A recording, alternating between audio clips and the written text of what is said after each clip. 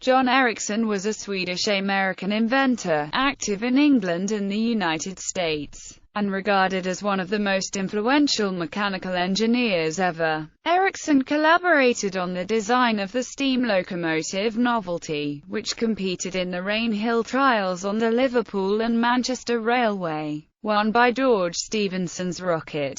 In America he designed the U.S. Navy's first screw-propelled steam frigate Princeton, in partnership with Captain Robert Stockton, who unjustly blamed him for the fatal accident at its speed trials. A new partnership with Cornelius Della of the Della Iron Works in New York resulted in the first armored ship with a rotating turret, the Monitor, which dramatically saved the U.S. naval blockading squadron from destruction by an ironclad Confederate vessel, CSS Virginia, at Hampton Roads in March 1862. He was the brother of Nils Ericsson, a distinguished canal and railway builder in Sweden. Early career. John's and Nils's father Olaf Ericsson, who worked as the supervisor for a mine in Värmland, had lost money in speculations and had to move his family from Värmland to Forsvik in 1810. There he worked as a director of blastings during the excavation of the Swedish Göta Canal. The extraordinary skills of the two brothers were discovered by Baltzar von Platen, the architect of the Göta Canal. The two brothers were dubbed cadets of mechanics of the Swedish Royal Navy and engaged as trainees at the canal enterprise.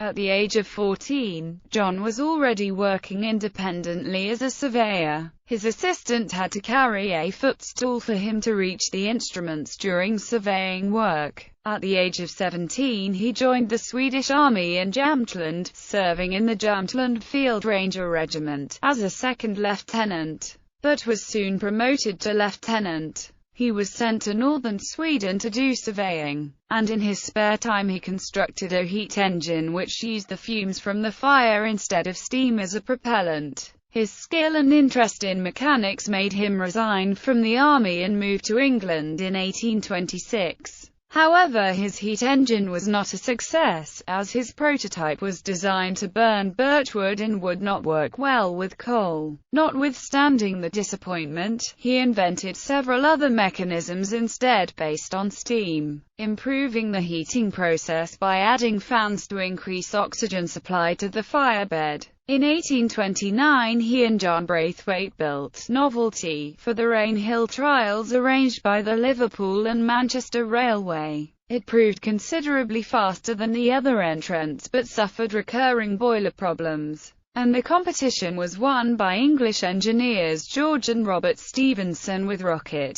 Two further engines were built by Braithwaite and Ericsson, named William IV and Queen Adelaide after the new king and queen. These were generally larger and more robust than Novelty and differed in several details. The pair ran trials on the Liverpool and Manchester Railway, but the railway declined to purchase the new designs. Their innovative steam fire engine proved an outstanding technical success by helping to quell the memorable Argyle Rooms fire on February 5, 1830, but was met with resistance from London's established fire laddies and municipal authorities. An engine Ericsson constructed for Sir John Franklin's use failed under the Antarctic conditions, for which, out of Franklin's desire to conceal his destination, it had not been designed. At this stage of Ericsson's career, the most successful and enduring of his inventions was the steam condenser, which allowed a steamer to produce fresh water for its boilers while at sea.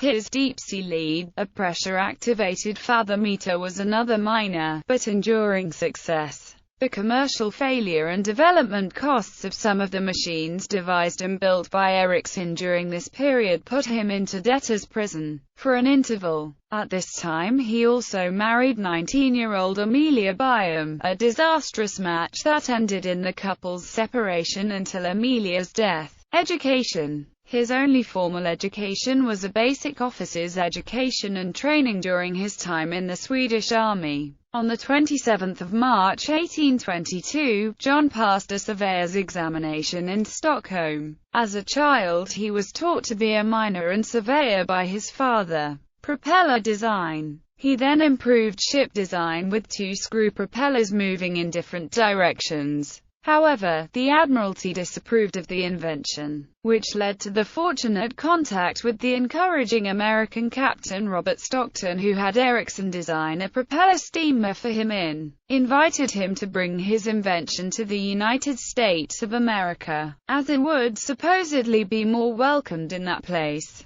As a result, Ericsson moved to New York in 1839. Stockton's plan was for Ericsson to oversee the development of a new class of frigate, with Stockton using his considerable political connections to grease the wheels. Finally, after the succession to the presidency by John Tyler, funds were allocated for a new design. Unfortunately, they only received funding for a 700-ton sloop instead of a frigate. The sloop eventually became Princeton, named after Stockton's hometown. The ship took about 3 years to complete and was perhaps the most advanced warship of its time. In addition to twin-screw propellers, it was originally designed to mount a 12-inch muzzle-loading gun on a revolving pedestal. The gun had also been designed by Ericsson and used hoop construction to pre-tension the breech, adding to its strength and allowing safe use of a larger charge. Other innovations on the ship design included a collapsible funnel and an improved recoil system. The relations between Ericsson and Stockton had grown tense over time. In approaching the completion of the ship, Stockton began working to force Ericsson out of the project. Stockton carefully avoided letting outsiders know that Ericsson was the primary inventor. Stockton attempted to claim as much credit for himself as possible, even designing a second 12-inch gun to be mounted in Princeton. Unfortunately, not understanding the design of the first gun, the second gun was fatally flawed. When launched, Princeton was an enormous success. On October 20, 1843, she won a speed trial against the paddle steamer SS Great Western, until then considered the fastest steamer afloat. Unfortunately, during a firing demonstration of Stockton's guns, the breech ruptured, killing Secretary of State Abel P. Upshur and Secretary of the Navy Thomas Gilmer, as well as 6 others. Stockton attempted to deflect the blame onto Ericsson, with moderate success. Despite the fact Ericsson's gun was sound and it was Stockton's gun that had failed, Stockton also refused to pay Ericsson, and by using his political connections, Stockton blocked the Navy from paying him. These actions led to Ericsson's later deep resentment toward the U.S. Navy. Friendship with Cornelius H. Della. When Ericsson arrived from England and settled in New York, he was persuaded by Samuel Risley of Greenwich Village to give his work to the Phoenix Foundry. There he met Cornelius H. Della, and soon a mutual attachment developed between the two, and rarely thereafter did Ericsson or Della enter upon a business venture without first consulting the other, personally. Their friendship never faltered, though strained by the pressures of business and Ericsson's quick temper. Della called Ericsson John, and Ericsson called Della by his middle nickname, Harry. Intimacies almost unknown in Ericsson's other relationships. In time, the Della Iron Works became known as the asylum where Captain Ericsson had free rein to experiment and attempt new feats. The iron which was next constructed, the first iron steamboat. The first hot air invention of Captain Ericsson was first introduced in the ship Ericsson, built entirely by Della. The Della Iron Works also launched the first submarine boat, first self-propelled torpedo, and first torpedo boat. When Della died on February 2, 1889, Ericsson could not be consoled. Ericsson's death 1 month later was not surprising to his close friends and acquaintances. Hot air engine. Ericsson then proceeded to invent independently the caloric, or hot air engine in the 1820s, which used hot air, caloric in the scientific parlance of the day, instead of steam as a propellant. A similar device had been patented in 1816 by the Reverend Robert Stirling, whose technical priority of invention provides the usual term, Stirling engine, for the device. Ericsson's engine was not initially successful due to the differences in combustion temperatures between Swedish wood and British coal. In spite of his setbacks, Ericsson was awarded the Rumford Prize of the American Academy of Arts and Sciences in 1862 for his invention.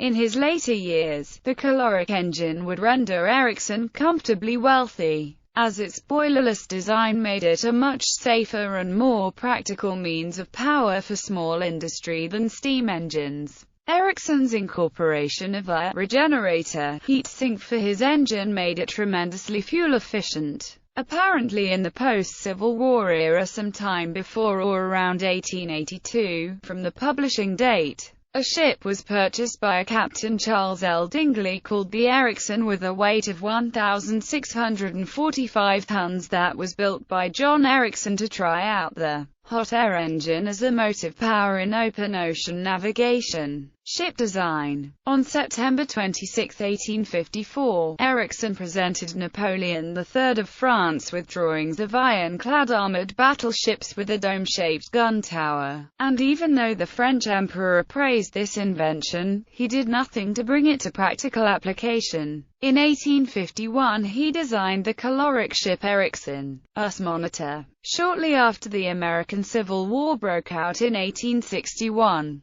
the Confederacy began constructing an ironclad ram upon the hull of US Merrimac, which had been partially burned and then sunk in by Federal troops, before it was captured by forces loyal to the Commonwealth of Virginia. Nearly concurrently, the United States Congress had recommended in August 1861 that armored ships be built for the American Navy. Ericsson still had a dislike for the U.S. Navy, but he was nevertheless convinced by Lincoln's hard-working Secretary of the Navy Gideon Welles and Cornelius Scranton Bushnell to submit an ironclad ship design to them. Ericsson later presented drawings of US Monitor, a novel design of armored ship which included a rotating turret housing a pair of large cannons. Despite controversy over the unique design, based on Swedish lumber rafts, the keel was eventually laid down and the ironclad was launched on March 6, 1862. The ship went from plans to launch in approximately 100 days, an amazing achievement. On March 8, the former US Merrimac, rechristened CSS Virginia, was wreaking havoc on the wooden Union blockading squadron in Virginia, sinking the US Congress and US Cumberland.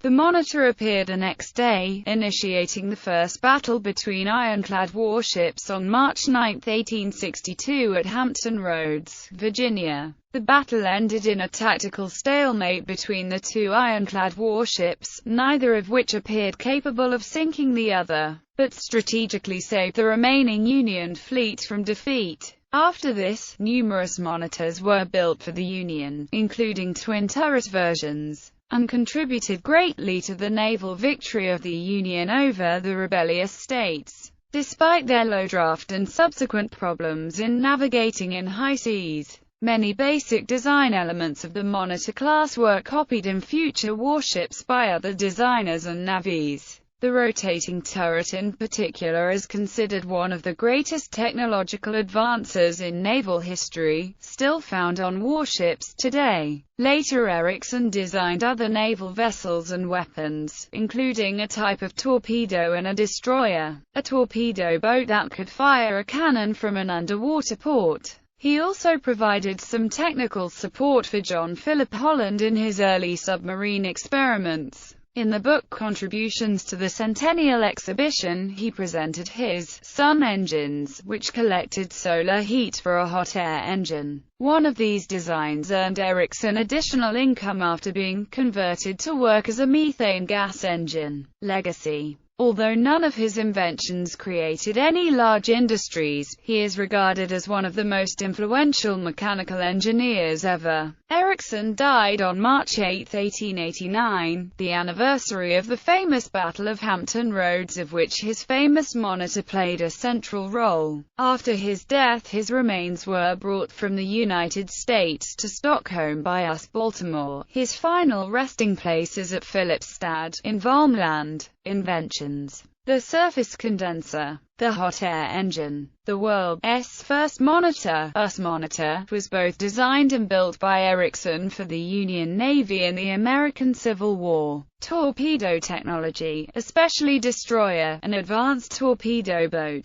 The solar machine, using concave mirrors to gather sun radiation strong enough to run an engine. US Princeton. Hoop gun construction. The propeller. Fellowships. Foreign member of the Royal Swedish Academy of Sciences in 1850, Swedish member from 1863, Royal Swedish Academy of War Sciences in 1852, honorary doctorate at Lund University in 1868. Monuments and memorials. The stamp commemorating John Ericsson on April 20, 1926, coincided with the unveiling of the Ericsson Memorial in West Potomac Park, Washington, D.C. directly south of the Lincoln Memorial. The stamp pictures the memorial designed by J. H. Fraser. The seated figure of Ericsson has the figures above and behind him a vision, labor or adventure. Monuments in honor of John Ericsson have been erected at